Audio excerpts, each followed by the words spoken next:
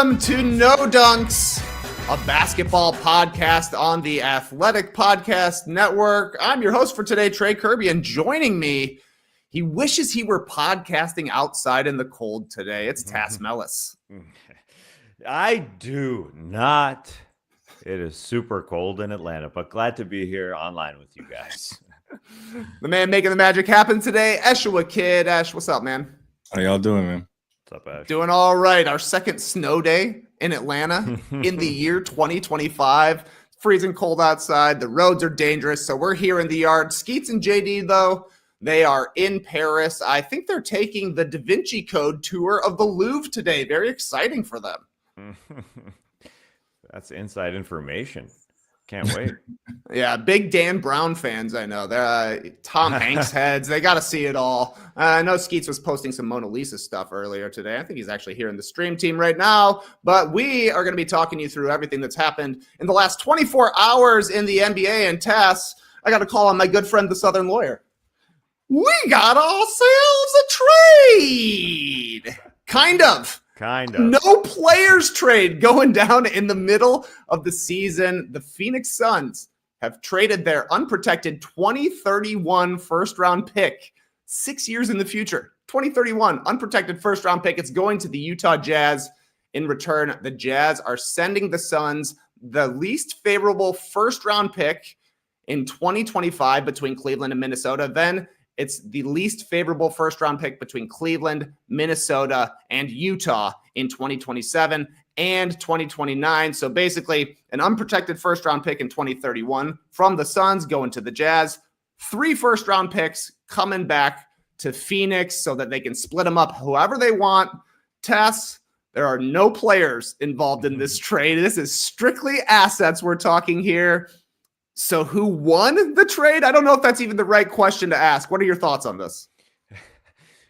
My initial thought was, oh, this is going to be boring. But then when you actually think about it, I think this is the most interesting, boring trade you can get. I mean, from the Utah perspective, they are saying, oh, Phoenix, you're going to stink in 2031. So we're willing to give you 3 draft picks. Now, those draft picks aren't going to be all that great. As you said, this year it's going to be Cleveland, which is probably the 30th pick. And in the other 2 years, it's probably, just guessing, in a 24, 25, 26 region there. I would say still it's risky for Utah. I mean, you are giving away 3 draft picks, which you could go trade for a player at some point instead of this prospective 2031 draft pick. But it's a trade.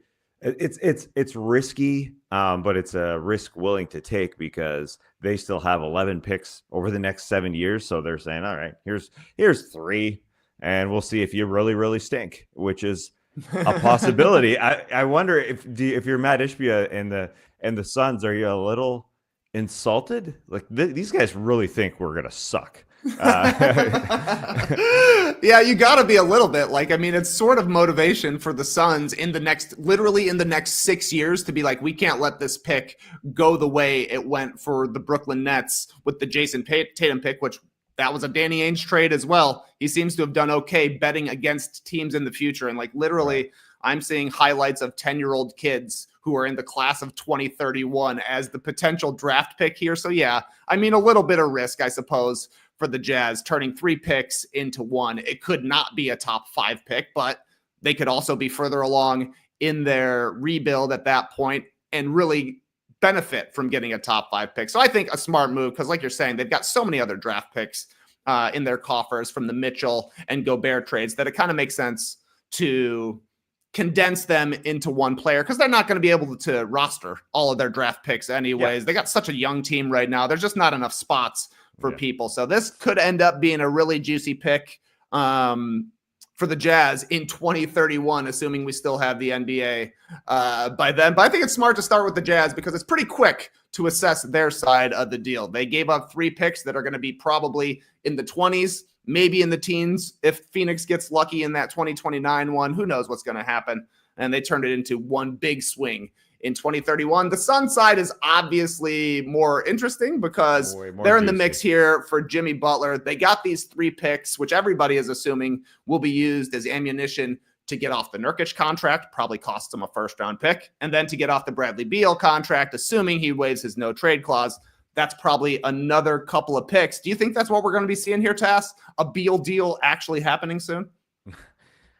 I sure feel like it is going to happen. Yeah, it's Matt Ishbia. He's willing to mortgage his future for now and going to get Jimmy Butler really condenses how good they're going to be for a long period of time in the future. I mean, really, we're seeing a team that went to the first round and got swept last year. Now you're going to add, if it happens, obviously, a guy who's 35, going to be 36 to get to, it feels like the second round would be an accomplishment. It doesn't feel outside of what would be their big three of Kevin Durant, Devin Booker, and Jimmy Butler, that they are anywhere close to a contender. After watching what Nick Richards has done for them for the first couple games, they still lack a point of attack defense, and they still lack a guy who's a pretty good rim protector all the time. The Cavs were just able to go at Nick Richards. So all that to be said,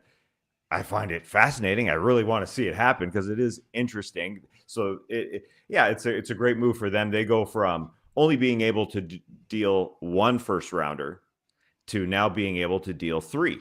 And that's a great move for them. So they own, they're 26, they're 28, and they're 30. And then they own these other three picks. So really the opposing team, whether it's a three-way deal or a four-way deal, can pick from those. And it could be three picks, which sounds a little crazy if you're going to trade three picks for Bradley Beal right now. But you also have the ability to attach a pick in this deal for Yusuf Nurkic if they want to get rid of him. Mm-hmm. So Nurkic in a first pick just to save us some money. I think Beal actually could happen. Trey, do you think this is legitimate that this Phoenix Suns team says, we got to do it. We got to do it right here and right now?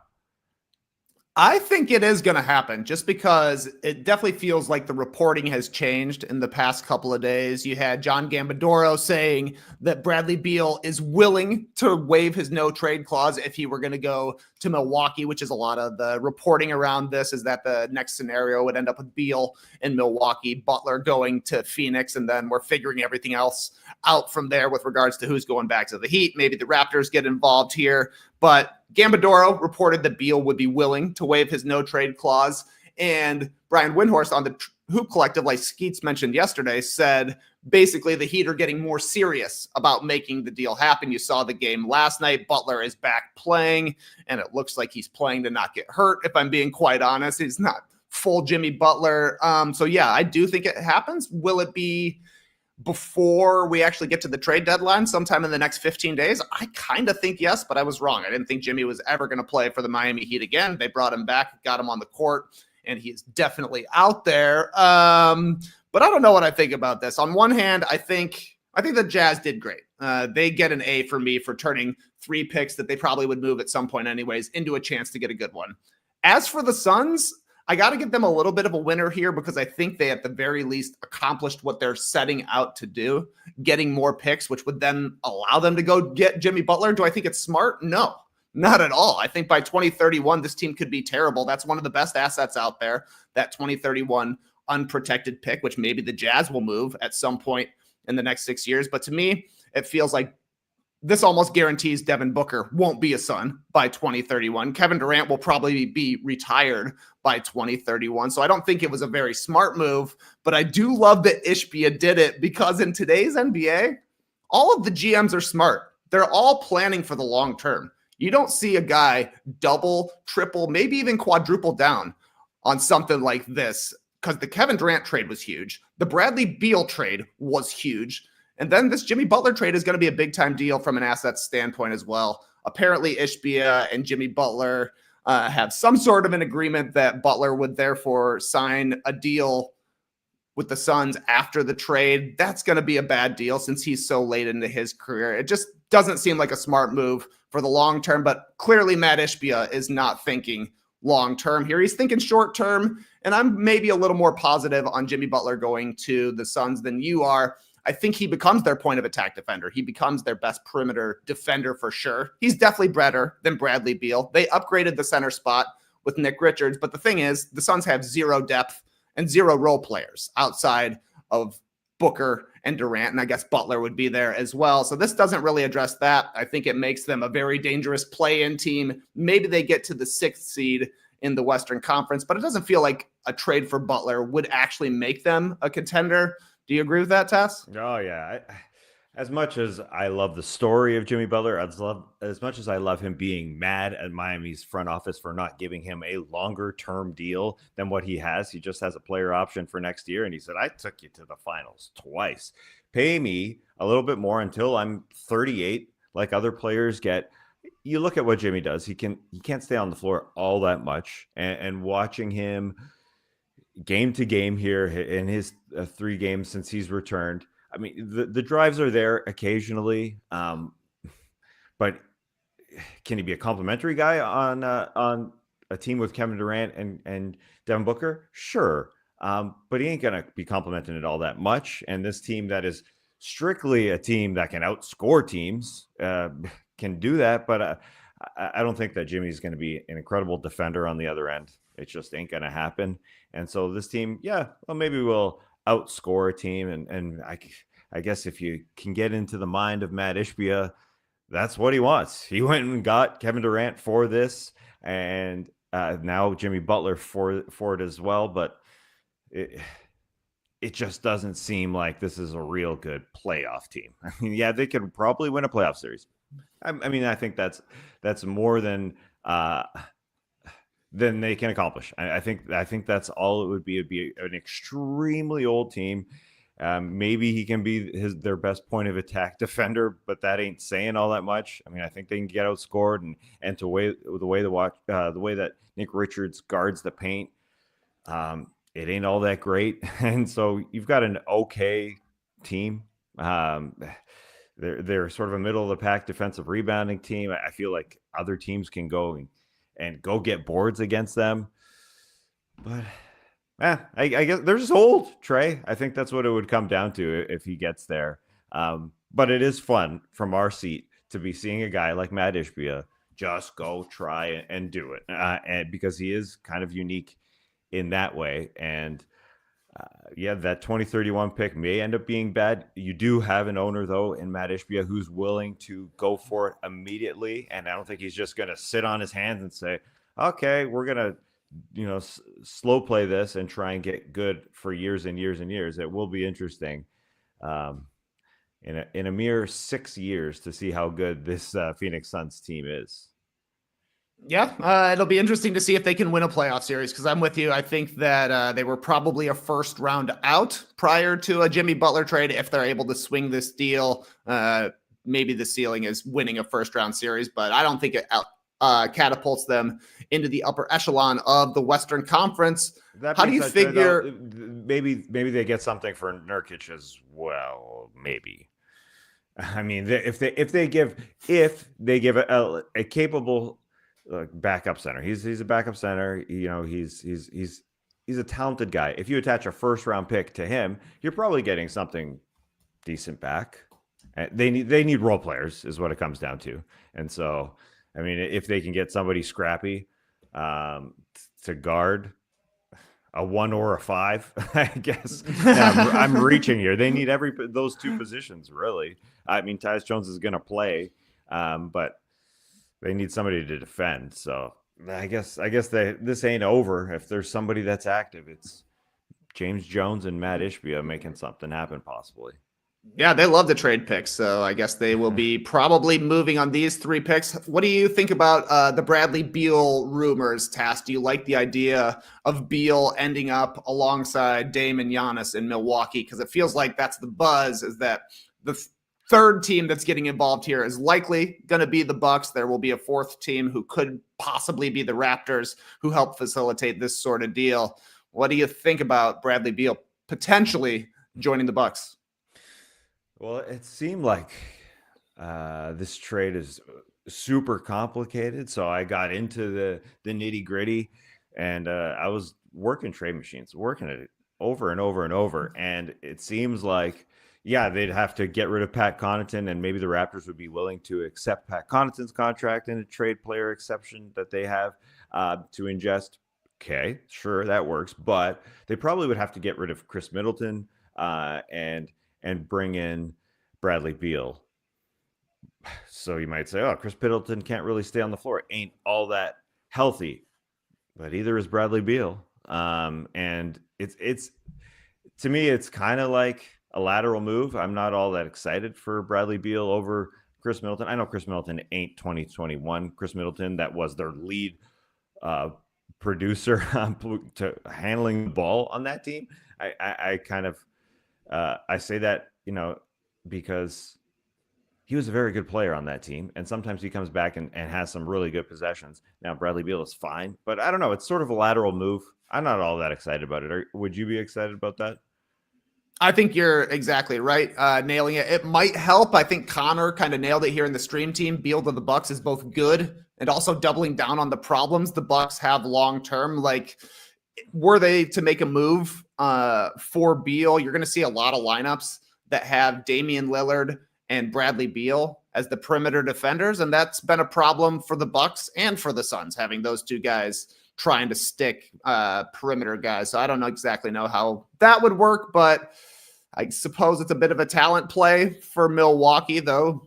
Bradley Beal, just like Chris Middleton, it ain't 2021 anymore. Yeah. So I don't think it's the wisest move for Milwaukee, but maybe they think it kind of ups their ceiling a little bit. I would personally disagree. We'll see what ends up happening, though, because that part definitely feels a little bit unsettling, unsettled, like you've said. Maybe Pat Connaughton is gone. Maybe Bobby Portis ends up on the Miami Heat. There have been some formulations with Bruce Brown getting in the mix here. Kevin Love could be a Milwaukee Buck. Who knows what's actually going to go down? Because like you're saying, this deal, it is pretty complicated, but you think we're going to do an emergency podcast this week, Tass? Oh, yeah. Absolutely. Absolutely. Well, yeah, we have 15 days until the trade deadline. But I do feel like it's going to be closer rather than further. I think it'll be somewhat sooner. I think this Milwaukee Bucks having to give up a lot of parts because they're a high salary team right now, but you're bringing a monstrous Beal one, so you'd have to get rid of some teams. And yes, the chemistry is important, but you're getting even more ancient than you already are. You're an older team, so it feels weird. So when we do get this emergency pod going, hopefully the snow has melted in Atlanta and we can do it in person. And I don't think the Bucks will be part of it. It just that part seems a stretch, but the Suns Heat part, that seems legitimate. What the Heat end up with is really interesting, because I was doing the hey, get Ben Simmons to the Miami part, so Bradley Beal goes to a part like Brooklyn, where he's more of a number one guy and at least playing basketball, starting. So I think that is a possibility, where Pat Riley is just so done with Jimmy Butler that he'll literally take an expiring deal and hopefully a pick attached. But that's the interesting part, how Jimmy goes and plays on the Pat Riley court, as it's called, and he's just so angry that he wants out of there. He wants to be more of a rotation guy. But at the same time, I'm going to enjoy those Phoenix Suns games, even though it doesn't make them a contender.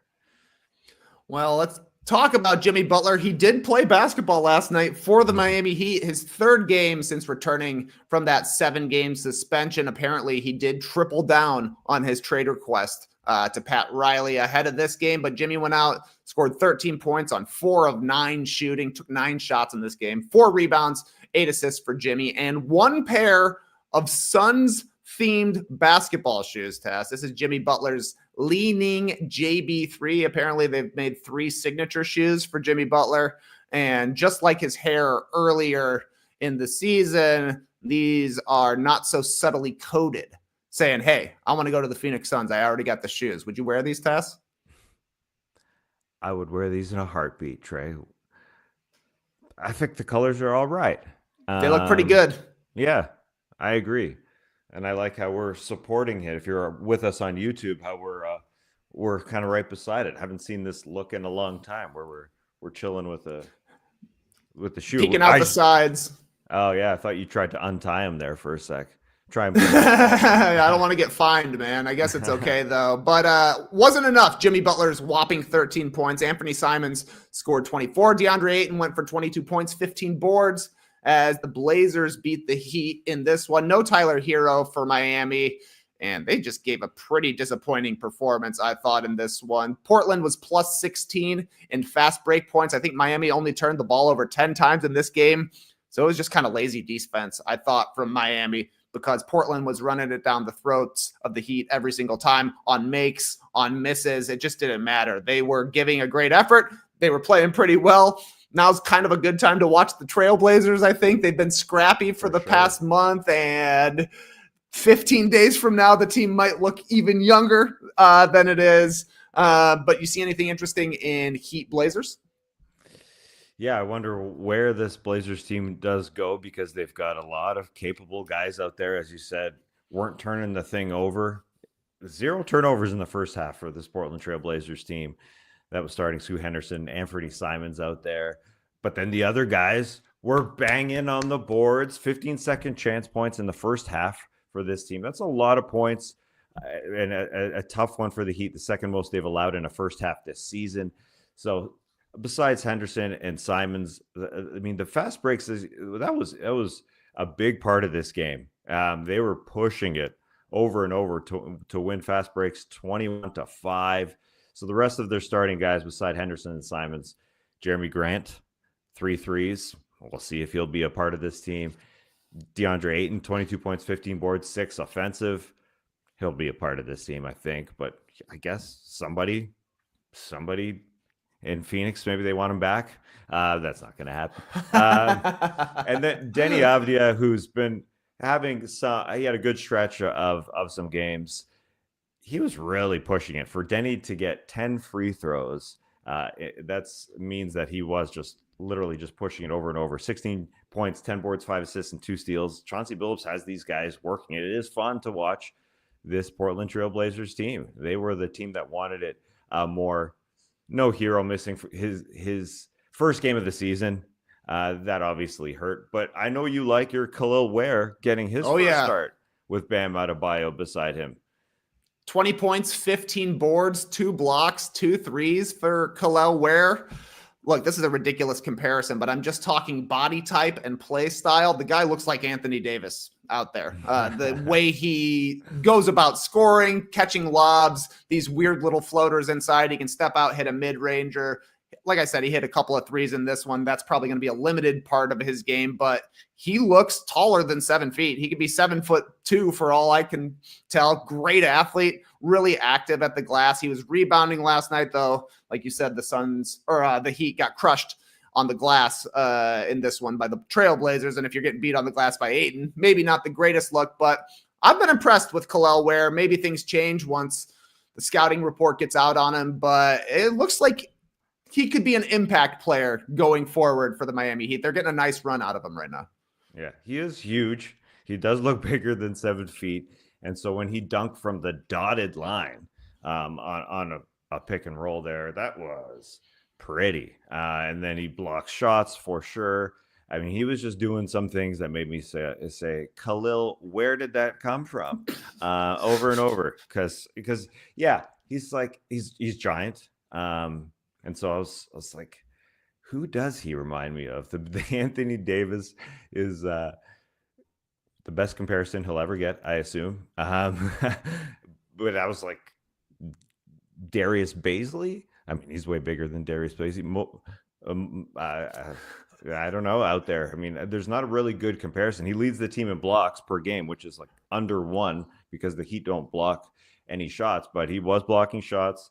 He was at the right spot at the right time, just sitting beside the offensive rim, catching an air ball and dunking it, which was pretty funny. But yeah, the 3-point shot, even though he's not going to shoot a lot of them, he's shooting a great percentage so far this season, even though he hasn't made a ton. He's shooting 40% from 3. So I think if you're playing with Bam, you want a guy to stretch the floor. So they're good minutes, even though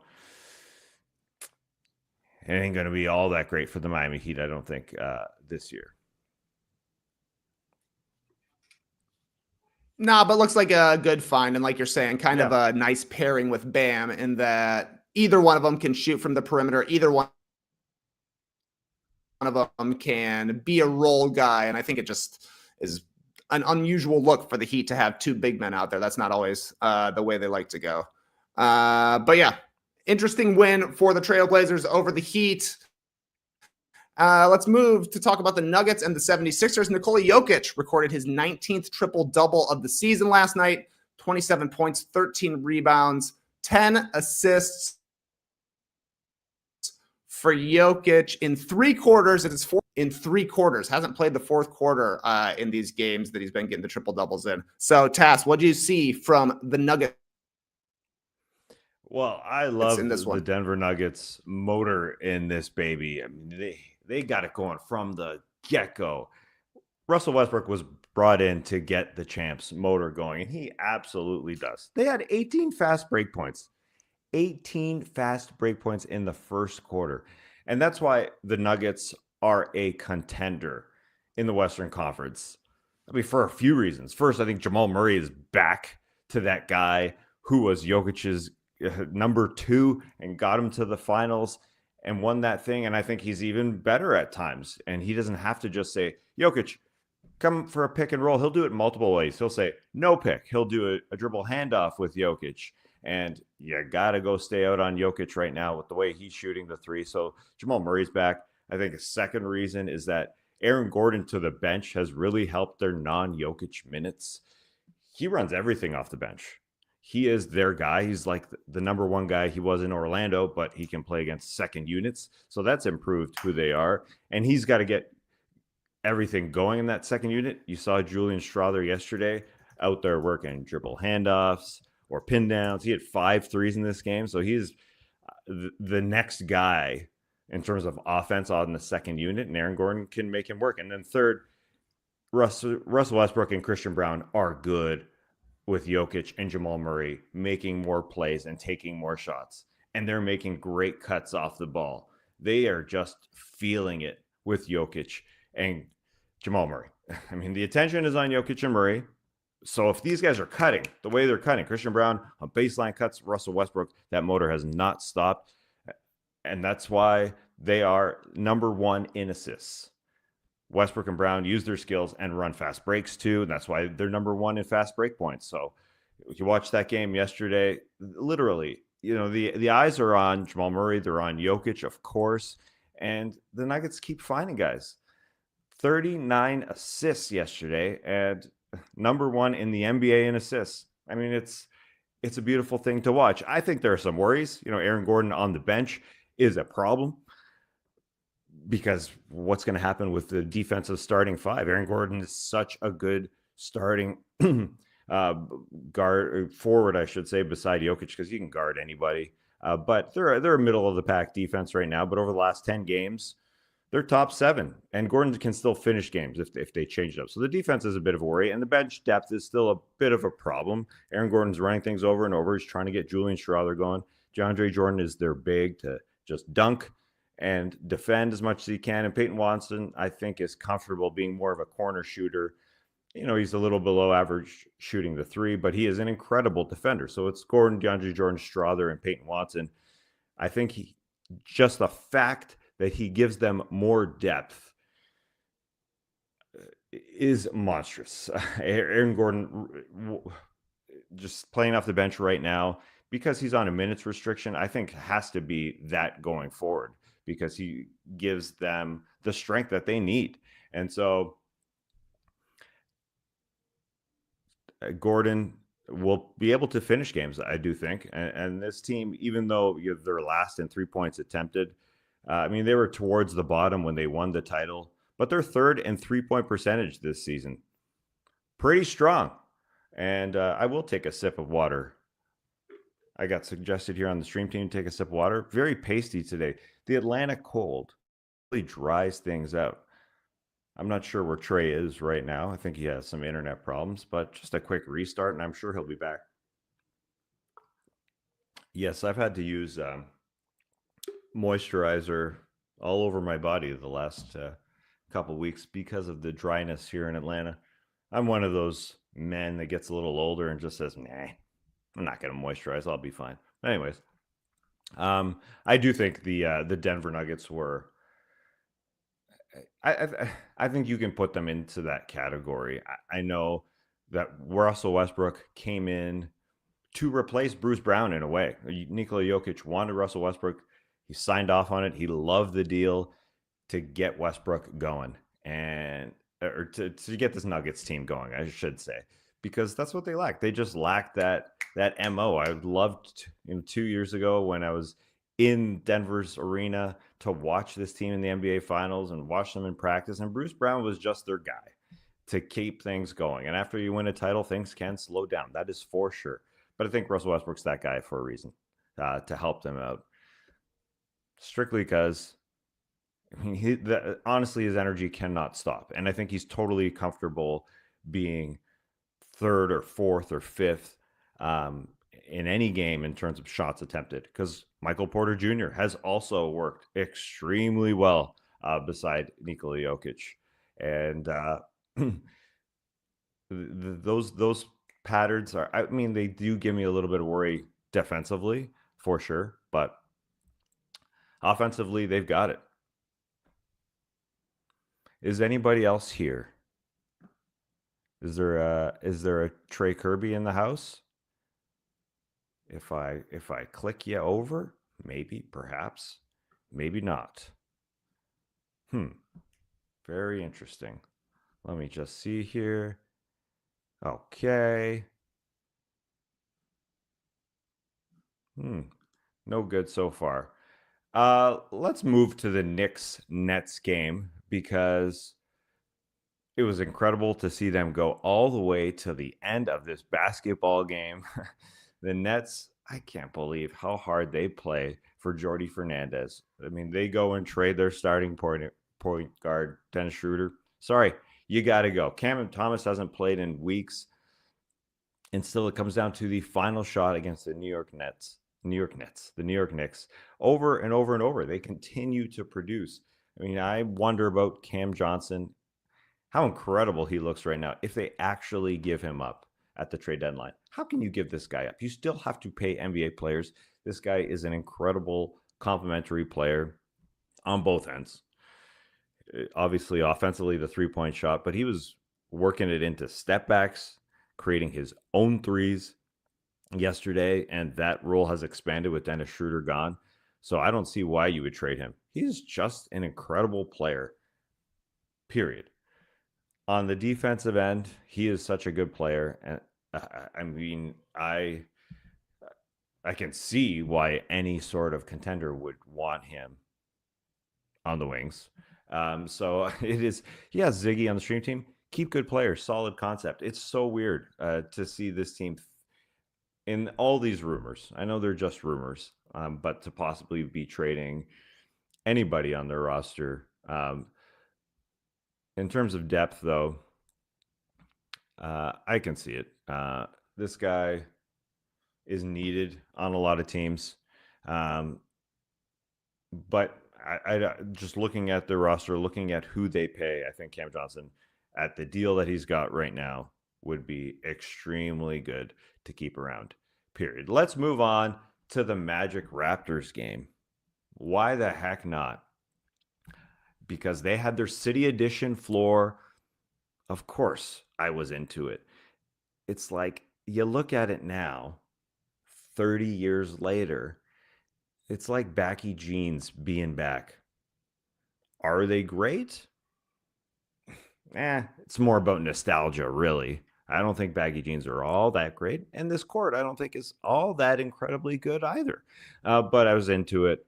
And Raptors get off to a slow start, down double digits. Coming into this game, they were 0-27 when trailing by 10-plus points. Now they're 1-27.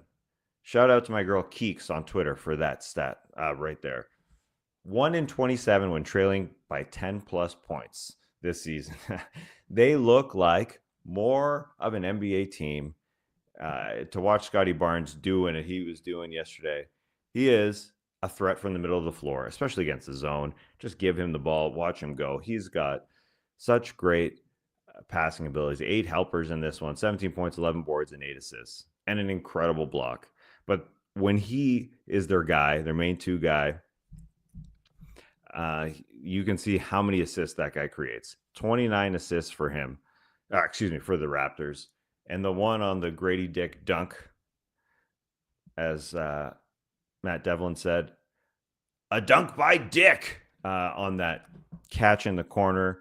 And then he drove in. Beautiful stuff. Now, were the Raps doing a little trade showcase here with Kelly Olynyk looking beautiful out there? He was a point guard as a kid, so you could see him. He had a big little pick and roll with Bruce Brown. And so those 2 guys doing a pick and roll together, I could understand why people say, yeah, somebody go get Bruce Brown. It is an interesting contract. It's a monstrous contract, but he did look good. 10 points in the first quarter, 15 points, 5 rebounds, and 5 assists. He needs to be on a great team. And when he is on a great team, he can be that complimentary guy because he is that motor. And when he's the tertiary offense, when a play doesn't work on one side, play doesn't work on the other, the dude can drive and make things happen. So 15, 5, and 5 for that guy in that game. And then Kelly Olynyk had 4 blocks. 4 blocks. Is he showcasing over the next couple of weeks? I wouldn't be sad to see Kelly Olynyk go. He's been traded 3 times in his career, so I don't think he really wants to be dealt. That being said, I'm sure a championship team says we could use some depth, and he is a little slow defensively. Get him in space. I totally get that. At the same time, he can add a lot as a ball handler, playmaker, assist guy. And again, those blocks, he shows that he could do it on both sides. And then there's Bruce. So I think Bruce would be a guy that can get dealt, and that would make a little bit more sense. But he is showcasing it.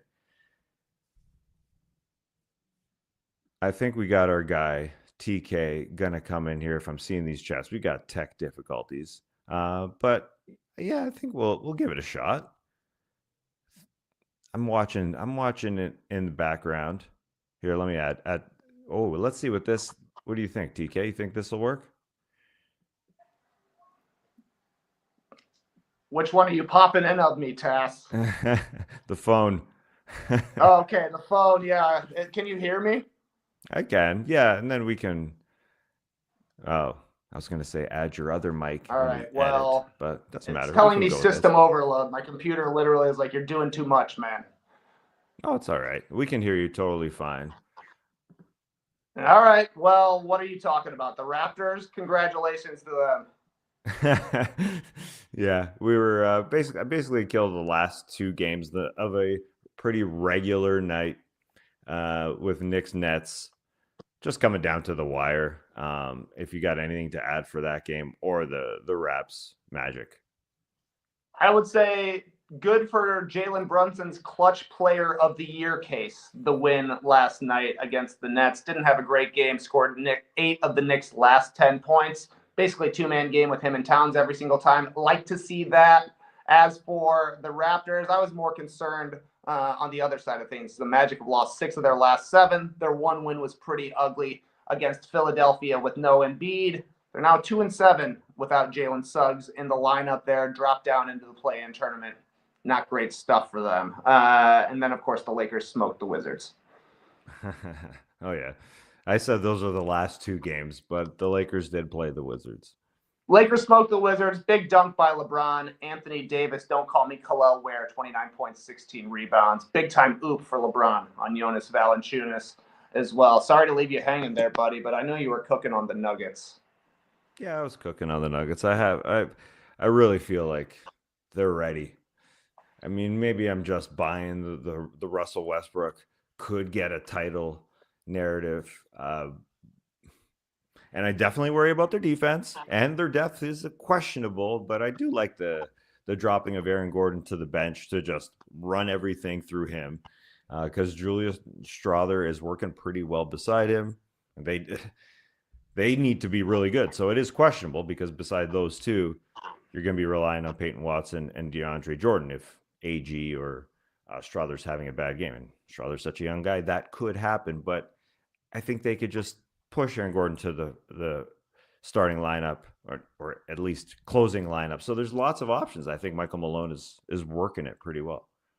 Yep. I'm a little hesitant to buy into Westbrook as a playoff guy, but this is the best he's looked since the OKC days. So maybe he will prove me wrong come postseason time, but that's still a ways away. We got trade deadline to tackle, and for us, Tess, we got to go step on the beach. You got the buzz, I got the rockets. You got the nuts, I got the chocolates. We got that chit chat down pat, blah blah blah. You got that certain special, je ne sais quoi. Let's go to the beach, baby. I can give you a ride in my truck. Yeah, baby. Let's do this beach thing. I got the first one here, Trey. Brethren, The boys are on the beach.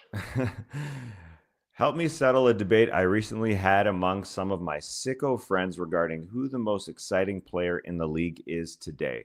We cannot reach a consensus. One said Steph because of his prolific shooting outbursts and generational change he's had on the game.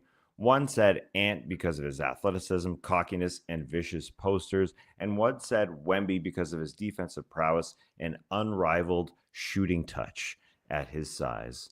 Unrivaled shooting touch.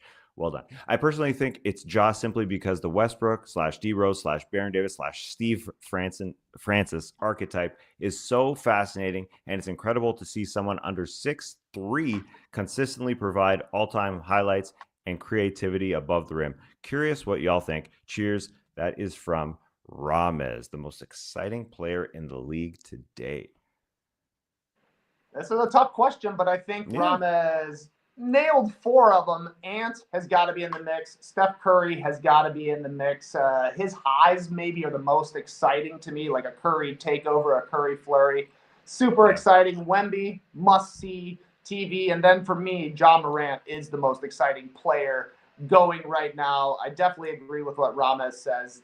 Just the standard, like Westbrook, Derrick Rose, Baron Davis, Steve Francis, like the young guy or the small guard who can fly and who is fearless driving into the rim, I think is super exciting. That's why I had Ja Morant a little bit ahead of Anthony Edwards from a watchability standpoint, just because I feel like Ja is so much more focused on being in the lane, whereas Anthony Edwards, we know, has developed his three-point shot and is going to it as a weapon this season. Ant can be one of the most frustrating guys to watch in clutch time, I think. But for me, I would have Ja Morant as the top guy. What about you?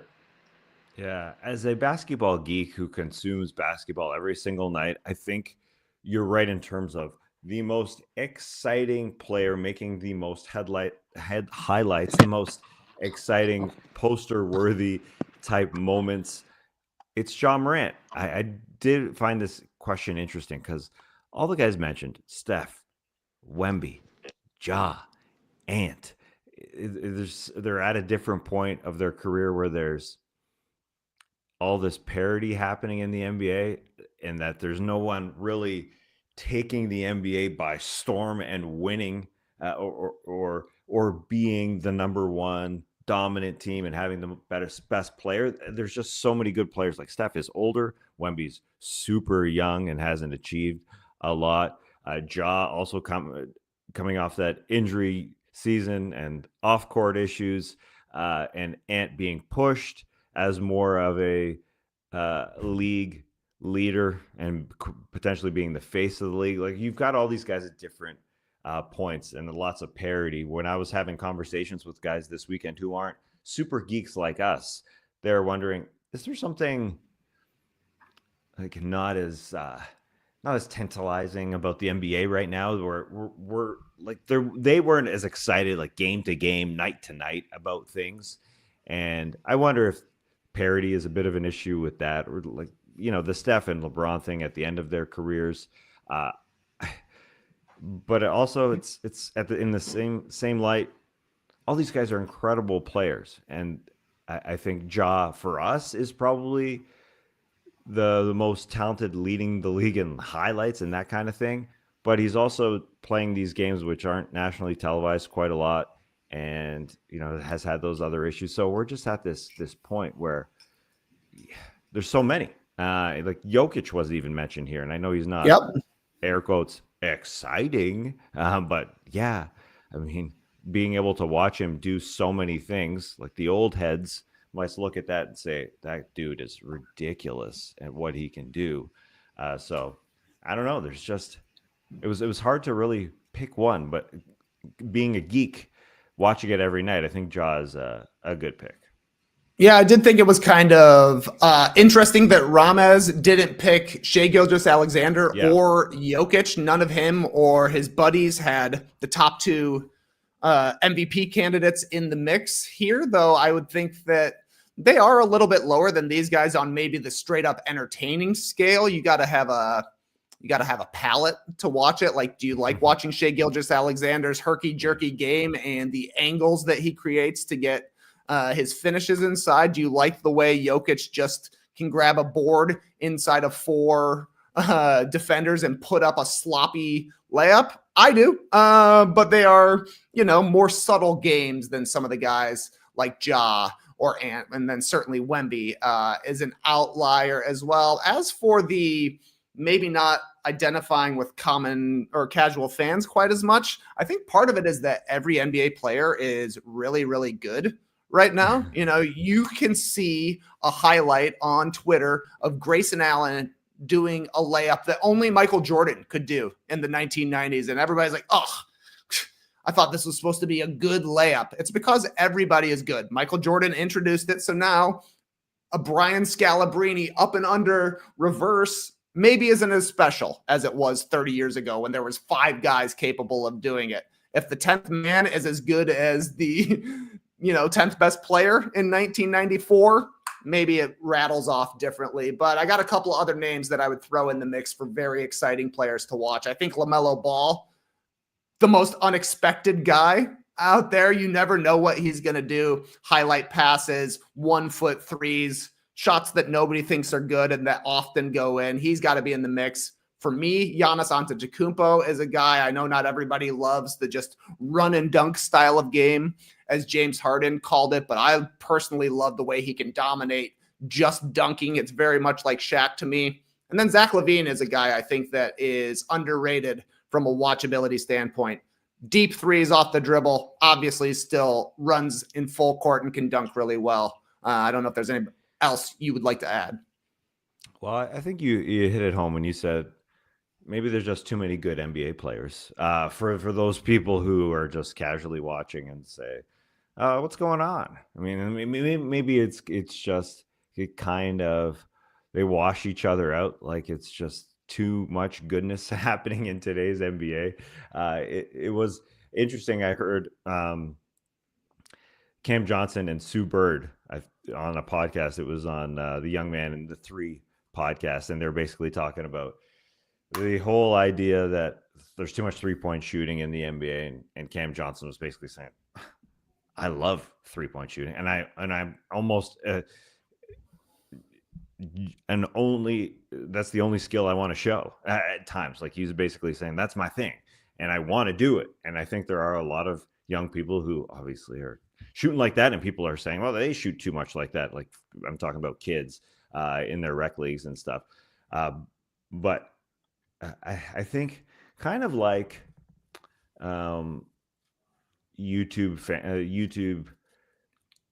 in general, like there's just so many different things that are popular, so many splinted different directions. And so I think there's just a bunch of different ways that people play and a bunch of different ways that people are popular. Like you said about dunkers, etc. And maybe I'm just hanging out with the wrong people who just say, well, NBA ain't all that exciting, or what's the problem with the NBA? But I think you do bring up a good point that maybe everybody's just too damn talented in today's NBA.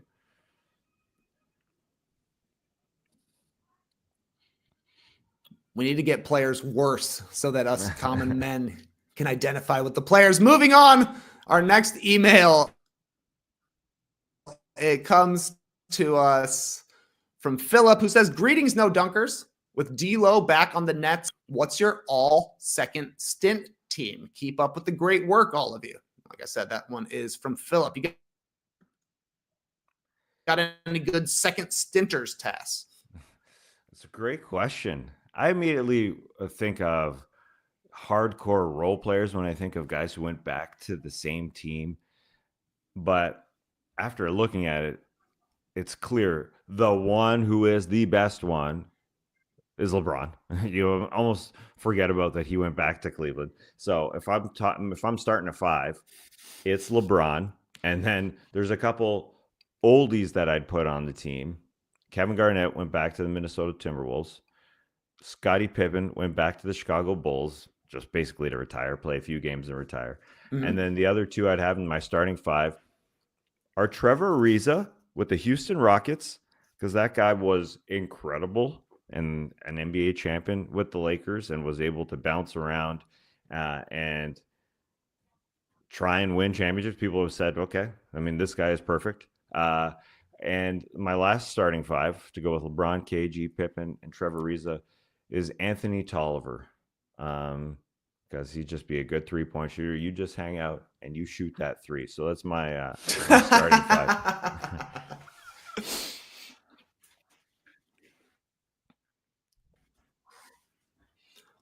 That's not bad.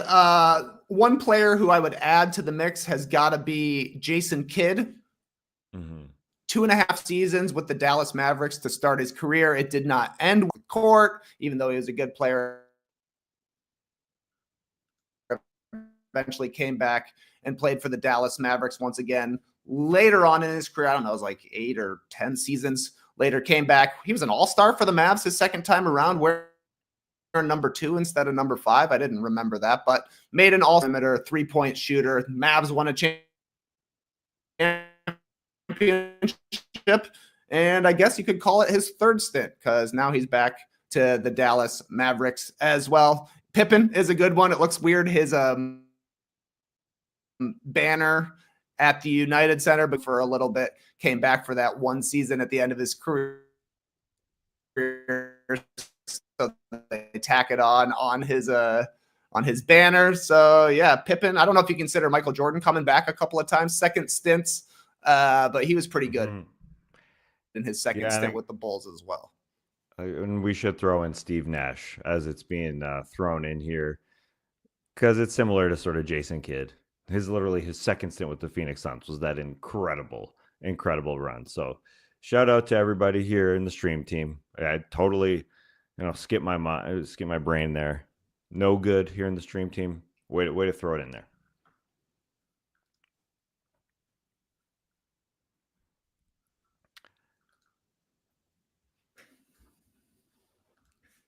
Trey's having some internet issues as I drop my earbud. We got one more question though. Should we get to it? Should we try and get to it? We're struggling, and this is all for Trey, this final question, because Ash, you can throw this photo up after I read this one. My brother's orthopedist had a signed Eduardo Nahara jersey in the lobby. What is the most obscure place or athlete combo you have seen with sports memorabilia? So hold on, let me get this one right here. It's a place/athlete combo that you have seen with sports memorabilia. That's from C-Leb on 313. Now that's included because of a Kobe painting, which is absolutely incredible that Trey included. So I had to get this up. This is something. I can't imagine where this was. Where was this? I've got no idea, but it's up against. That's out of Rosati's in Cumming, Georgia, Tass. Oh, okay. Thanks for that inclusion. That is something. You've got so many Bulls there that Kobe is trying to score on at that Rosati's. Moving on here, let's jump into the pick'em payoff. Last night we had Toronto hosting the Orlando Magic at +3.5. They covered. So Skeets did all right. Tass did all right. Trey and Esh got that one wrong. Skeet's now up to 3-9. So we'll see if he's going to have to do this January pick and payoff. Sure looks that way. Tonight's game, it's Boston at the Clippers, plus 9.5. Clippers at home. That's a lot of points to give them. So Skeets, Trey, and myself are taking the Clippers. Ash, were you forced to take Boston or what? I mean, I was in the dock early, but I had to pick Boston. You know, I'm a Boston guy. I got to pick Boston. Yeah, to win by 10 or more. You've got a 3-game lead here on Skeets as we're getting closer to the end of January. You feel confident you can hold them off? I'm gonna say yeah, but not really. But I think he mentioned it a couple weeks ago. The way my record has been going overall, I haven't won a month, but I haven't lost a month. So I'm just trying to kind of stay mid. If I stay mid, then I never lose. Yeah, I always brag about that in years past when I didn't lose for like 4 years. That was my biggest accomplishment, not losing. Yeah, well, you had to be out in the cold for last month, but hopefully I won't fall down to below Skeets in this one. Yeah, well, I don't know about you living in the South, Ash, but when I came down here, I was hardly wearing a jacket. Like I was trying to tough it out every single winter. But now, because I had to do those shows, I've relearned how to dress again. And so that's almost a blessing in disguise, you know? I'm always cold. I'm always freezing. So, wow. I mean, they always say that the cold down in Georgia is different than other places because of the humidity. But I've heard a lot. So maybe that's what it is. Wow. That's an eye roll from me. I mean, it has gotten really cold. So that'll be what determines if we will be doing a show tomorrow together in the factory. We've got some guests coming in from an even colder country that are coming from Canada. So we will have them on Friday's show. That's the plan anyway. And hopefully we will be together tomorrow. But for now, Clipper Bros. You heard it here first. Have a great time. Turn up. Love you guys. Awesome. Thanks for joining us. And remember, cold is just a mindset. Figured that out last week. It's all up here. It's all up here, Ash. You could